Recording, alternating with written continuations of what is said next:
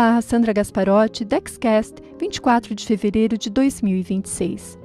Março se aproxima e, com ele, retorna o discurso sobre a mulher. Mas antes de repetir datas e palavra de ordem, é necessário distinguir conceitos. Uma coisa é o feminino, outra profundamente distinta é o feminismo. Quando essas duas categorias se confundem, o debate deixa de ser análise e passa a ser ruído. O feminino pertence ao campo do ser. O feminismo pertence ao campo da ação política. O primeiro descreve uma realidade humana, concreta, biológica e simbólica. O segundo interpreta essa realidade e propõe transformações sociais a partir dela. Um é ontológico, o outro histórico. A diferença sexual antecede qualquer teoria. Independentemente de crença religiosa, trata-se de dado biológico verificável. A espécie humana apresenta dimorfismo sexual. Há diferenças hormonais, reprodutivas, físicas. A ciência reconhece essas distinções e também reconhece a ampla sobreposição entre homens e mulheres. Diferença não é hierárquica. Diferença é estrutura. Na filosofia antiga, essa distinção era vista como parte da ordem do mundo. Aristóteles compreendia homem e mulher como distintos por natureza e com funções diversas na organização da polis. Sua leitura foi criticada por naturalizar hierarquias, mas é inegável que se tratava a diferença como realidade, não como construção arbitrária. Já Platão admitia que as mulheres poderiam exercer funções públicas se recebessem a mesma formação, pois a alma, para ele, não possuía sexo. Na tradição cristã, veja bem, afirma-se a igualdade. Homem e mulher são criados à imagem de Deus. Santo Tomás de Aquino sustentava que a diferença sexual integra a ordem da criação. Não é falha, não é erro, é constitutiva da realidade humana.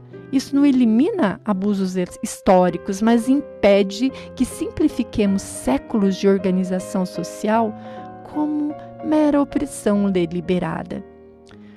Veja bem, o feminismo surge quando o princípio moderno de igualdade jurídica passa a ser aplicado às mulheres, reivindicando educação, cidadania, no século XVIII. No século XX, Simone de Beauvoir publica O Segundo Sexo e desloca o eixo do debate ao afirmar que não se nasce mulher, torna-se. Décadas depois, Judith Butler propõe que o gênero é performativo, ora, produzido por práticas sociais e linguísticas reiteradas. Perceba o movimento histórico do corpo para o discurso, da natureza para a construção, da biologia para a cultura. E a discussão contemporânea não se limita à igualdade jurídica. Em determinadas correntes, questiona a própria definição de natureza humana.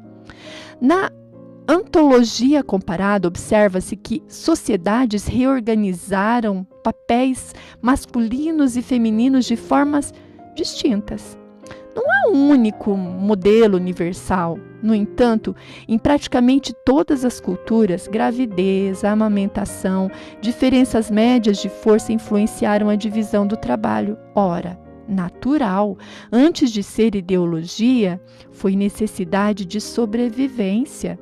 A Revolução Industrial alterou essa dinâmica. As guerras mundiais consolidaram a presença feminina no mercado de trabalho.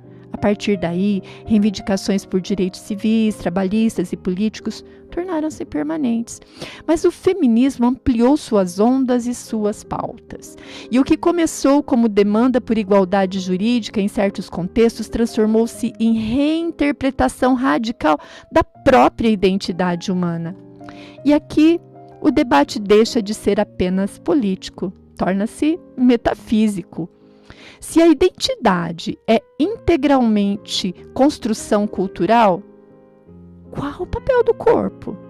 Se a diferença sexual é estrutural, qual o limite da engenharia social? Essas não são perguntas superficiais, são questões que atravessam filosofia, biologia, sociologia e direito. Veja bem, na literatura, o feminino antecede qualquer movimento organizado. Antígona enfrenta o poder político em nome da consciência moral. Em Madame Bovary, o conflito feminino aparece nas tensões entre o desejo e a restrição social. Em Orgulho e Preconceito, observa-se crítica às limitações econômicas impostas às mulheres muito antes de formulações acadêmicas modernas. O feminino atravessa civilizações como realidade biológica e simbólica. O feminismo é a interpretação histórica dessa realidade. Não se confundem.